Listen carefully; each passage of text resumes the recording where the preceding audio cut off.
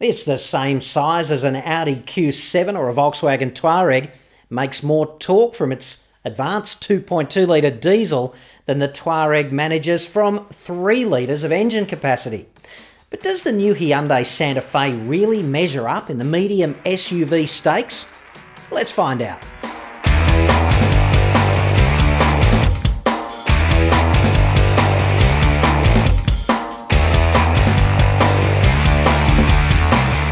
The price is certainly right. The real value proposition in the Santa Fe range is the mid-spec Elite. It goes Active, Elite, Highlander, and Elite is packed with standard gear. Hyundai says you'll pay about $53,000 drive away with the gutsy diesel engine, the 6-speed auto, the big touchscreen, GPS sat-nav, leather, reversing camera, 18-inch alloys, the multi-function steering wheel straight from Star Wars, and a heap more standard equipment. You can probably do a lot better than the 53 grand quoted price. And to find out how, fill in the inquiry form just over there on the right at the website autoexpert.com.au. Now, let's take the Santa Fe for a test drive. I've driven Santa Fe's for a total of about 2 weeks now. It's the best vehicle Hyundai has ever sold in Australia. It's quiet, refined, composed and feature-rich. It's a very versatile SUV. The Elite is $4,000 cheaper than the range-topping Highlander, which is a lot to pay for the bum-roasting electrically heated seats, the somewhat questionable glass roof, xenon lights at the pointy end and LEDs down the back. You also get a 1-inch wheel upgrade and sundry automotive garnish on the Highlander. It's all nice to have, but do you really need it? It's an 8% price hike. This is a civilised vehicle to drive. The 2.2 turbo diesel engine performs stronger than the 3-litre turbo diesel in the Volkswagen Touareg, and the level of sophistication is outstanding. The diesel is the only engine to get. You should scratch the base model and the anorexic 2.4 litre petrol engine. The petrol is only available in the base model, and that's for a reason. The diesel is so much better to drive, they're chalk and cheese. But let's be frank, there's a lot of cheese in the Santa Fe and not too much chalk. Actually, in a vehicle like this, it would be easy to fill an entire review with gushing, glowing, positive comments. Santa Fe is capable, comfortable, refined and composed. There's a lot to like, but it's not quite perfect. I'm really not a big fan of the driver's left footrest. It's way too flat, and that's a concession to the foot-operated parking brake that's only a feature in the base model Active Santa Fe. Just another reason to buy the Elite, really. The Santa Fe even has real off-road ability thanks to constant all-wheel drive across the range and an all-wheel drive lock button that splits the torque 50-50, locks the drivetrain front and rear just right for soft sand and mud. Not that too many people dump 50 grand on a new SUV and treat it like that. But it'll take the kids camping to all kinds of places a standard car just won't go. The Santa Fe has the best interior and exterior styling of any new Hyundai. Unlike the rest of the Hyundai range, Santa Fe's design team seems to have figured out that less can be more. And, by not trying too hard, inside or out, the perception of sophistication goes through the roof. It's nearly all plain sailing inside. Certainly all the controls are in the right place, and they all feel great. However, I'm still trying to figure out these lateral openings in the storage bin down here. They're just right for dumping small items into the footwells when you drive around bends. What were they thinking? And the centre touchscreen is way too bright for night driving, especially in the country.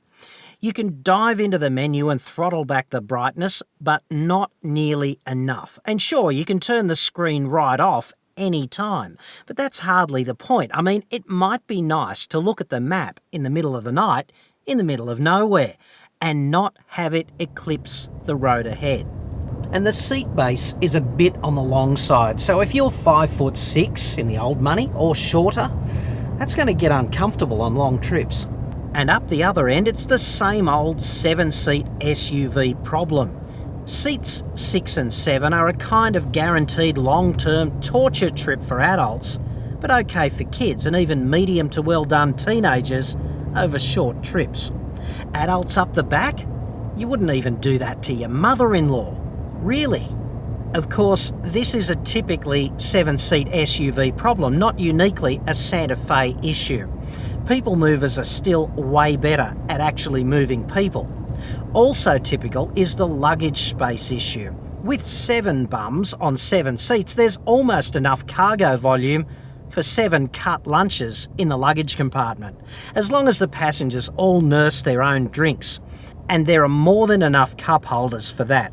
But you wouldn't even get 7 dwarves in the back. And if you tried, they'd all be grumpy. At least one area where the Santa Fe excels is the terrific disappearing act the third row seat bungs on when you don't need it. It's brilliant. The seats just go away when you need the cargo space, yielding a perfectly flat floor that's exactly right for loading and unloading. So basically, your soccer mum can chuck 6 kids in the back and head off to weekend sport. And then later on that afternoon, Dad can whip down to Bunnings and fold all those seats flat and chuck in more than enough gear to facilitate an entire weekend's worth of Symphony in Power Tool flat. When you throw in the ability to commute every day, that's pretty versatile.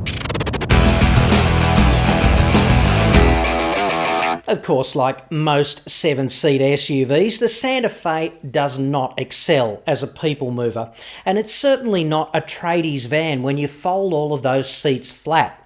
But the versatility envelope really is right up there. It's sophisticated too, much more so than many people would presume any vehicle from Hyundai ever could be. In fact, I reckon you could pull the badges off and take people for rides. Most people, more than half, would guess it's European. You could even put Volkswagen badges on the new Santa Fe and tell people, hey, here's the next Touareg. It's exactly the right size and it feels premium through and through. Only that claim, here's your next Volkswagen Touareg, would not stack up to scrutiny. I mean, face facts, how could it be? The new Santa Fe could never be a Volkswagen. For starters, it's at least 20 grand too affordable. And guaranteed the Santa Fe is already better built and more reliable. And it's got 2 more seats, plus 5% more torque and 2 more years warranty. And cap price servicing with annual service intervals. And it's not built in Bratislava like the Touareg. So no, scratch that. The Hyundai could never be authentically a new Volkswagen SUV. It's already far too good for that on objective criteria. You might have your preferences, but face facts. Take it for a test drive. It's certainly not perfect, but you won't believe how impressive the new Santa Fe really is until you drive it. And if you want one at a really sharp price, just fill in the form over there on the website, autoexpert.com.au.